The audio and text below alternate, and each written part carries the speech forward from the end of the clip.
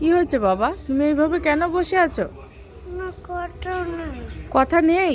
না, বাড়ি চলে যাবো। তুমি তুমি চলে যাবা?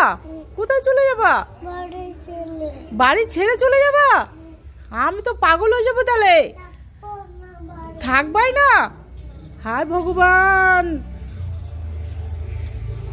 আমি তোমাকে ছাড়া থাকতে পারবো? তুমি বাড়ি থেকে চলে যাবা? একটু বকেছি তাই? কেন?